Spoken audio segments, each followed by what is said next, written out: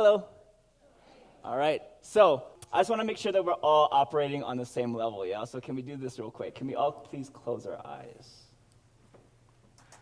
All right, and while you're closing your eyes, I want you to imagine yourselves at age 7. Age 7, yeah? And I want you to picture yourselves at age 7 running through sprinklers. And the freedom that was, and the joy.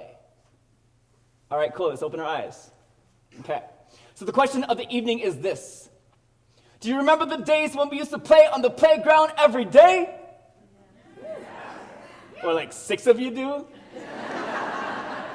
Some of y'all need to close your eyes a little bit harder, you know what I'm saying? All right, let's try that again. Do you remember the days when we used to play on the playground every day? Yes! What was that thing we took?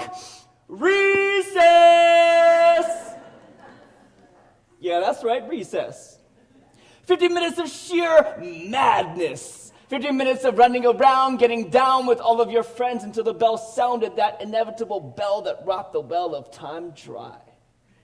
And I remember those days so vividly, licking Jell-O instant pudding off of our hands, making forts out of sand, and doing everything you can to just play. When's the last time you took 50 minutes out of your day to just run around and play? I mean, we used to do this every day. It was a staple of our existence, and those days are now dissonant, but if you close your eyes, you can remember it, those 50 minutes that now seem trivial. But when you were a kid, 50 minutes was ephemeral, everlasting. It was a fleeting moment, but it was so dang real. 50 minutes was enough time to swing your brains out, make a movie out of clouds. It was enough time to climb in and out, run the monkey bars 5 times. It was enough time to join a game of 4 squares and make it up to king, or fling right over spheres at each other in a game of dodgeball with 3 teams weaving in and out of rotation. It was enough time for 2 friends to run up and down hills, holding hands, singing ridiculous bits.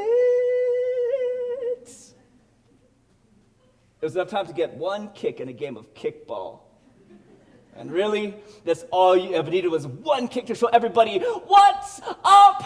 And I never had the power to crank it long like Andrew Leong over the fence a home run, but I could always get on base and tease my opportunity going for a squeeze play. I would escape easily, obtaining the extra base with a facial disgrace show, right? When's the last time you grabbed your friends and played a game of kickball? When's the last time you climbed a tree as high as the sky because it felt right? When's the last time you just called someone and said, let's ride bikes? When's the last time you grabbed a carrot when you were in your underwear and sang into it like a mic? Well, you guys are weird just like me, huh? Not in MRC City, rhyming to the beats, keeping your heads bob because my styles is deep. But I'm talking about grabbing a carrot and singing some Michael Jackson or some stuff like that. Mama say, mama saw humakusa, mama say, mama saw humakusa, hee hee. We didn't even know what that stuff meant, but it sounded brilliant. The equivalent of Mozart in our modern days, it captivated the imaginations of our youth. I know I get up 2 stairs when I'm singing at the top of my lungs while driving alone. People, hear me out. Why are we striving so hard to grow up? Why do we now in our free time call each other to go out and eat? When did sitting down and eating a meal at a restaurant ever replace creativity and the expression of the free spirit? I mean, that stuff is so sterile to me, and I don't deal well with sterility. When did going out to dinner ever become an activity? Sitting across the table from your friends and family breeds familiarity, but this type of formality is just too plain for me, can't you see?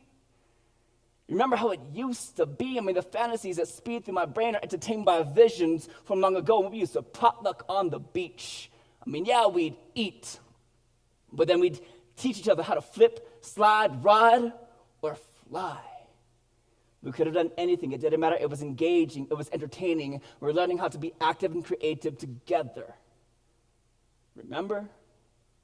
And now I see the masses of our generations falling into the trap of daily routine, that unceasing monotony plaguing our society, and I be resisting. You see, I don't deal well with monotony. When did watching TV ever become an activity? Letting time pass, performing passive viewing, watching someone else do something we're not actually doing? Think about it, yeah? Letting time pass, performing passive viewing, watching someone else do something we're not actually doing. It's like we're recessing through the eyes of someone else's 15 minutes of fame, and we could be out living our own 15 minutes of game. Do you remember the days when we used to play on the playground every day? What was that thing we took? Recess. Thank you.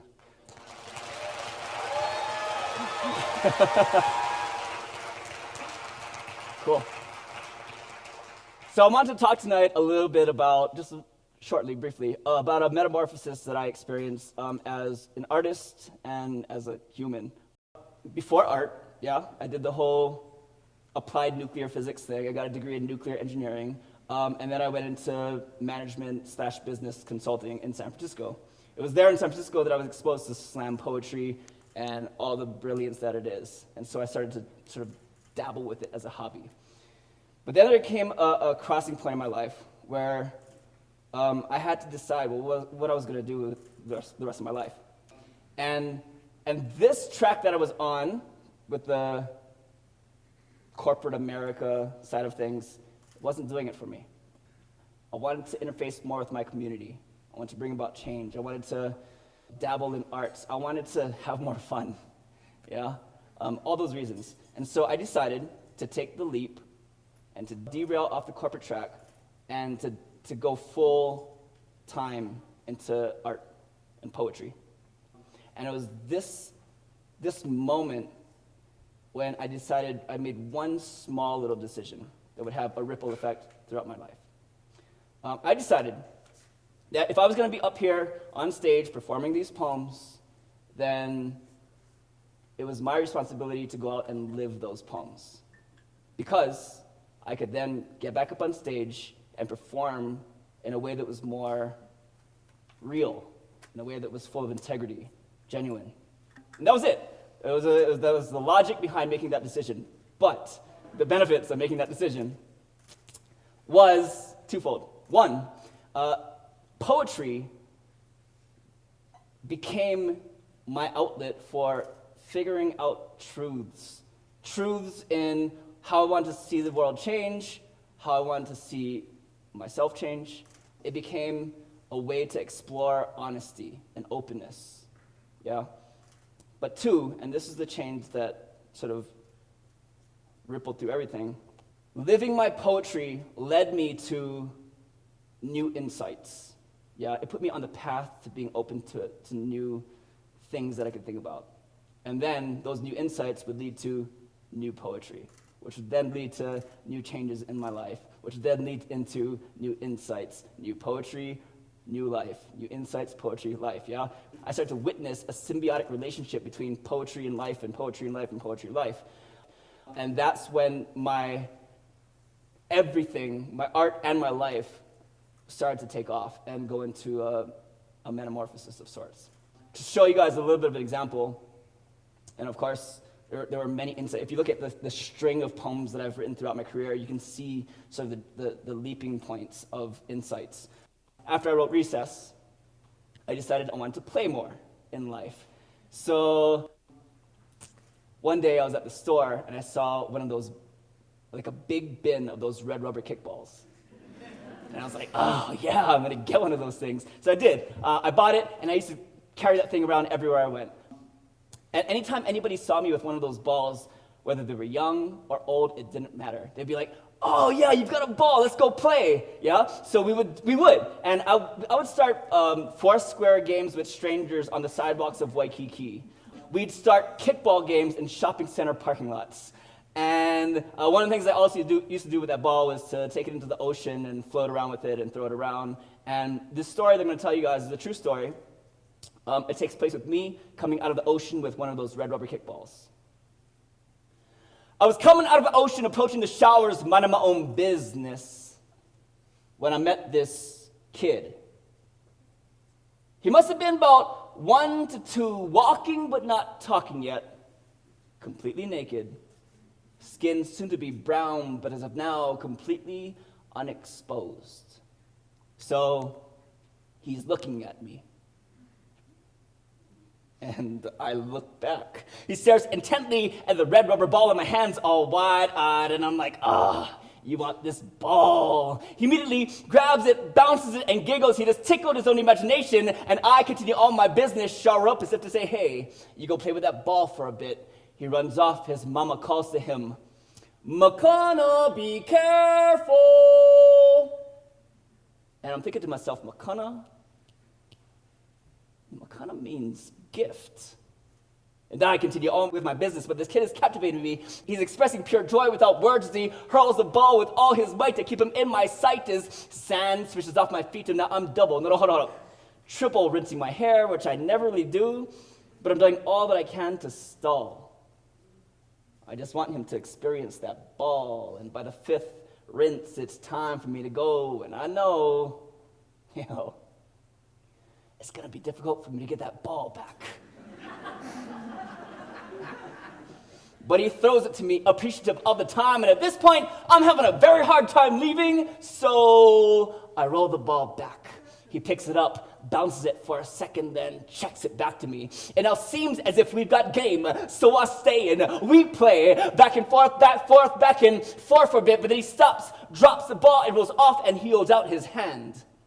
Well, knowing me, I go get the ball, then I go give him 5, but realize that that's not what he's trying to communicate. He looks sad or in pain.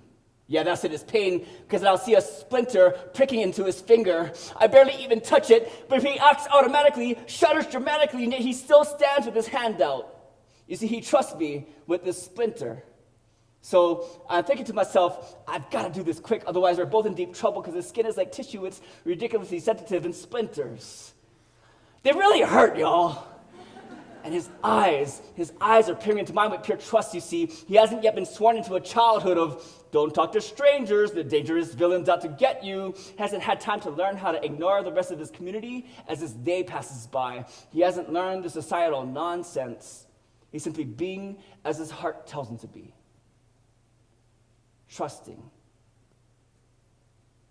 of me.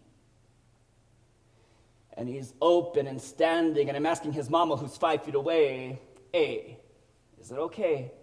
She smiles and nods yes. She gives me the go-ahead, and so I go. I take a deep breath, and once I move, I grab and pull simultaneously. His body twitches temporarily, but the worst is now over.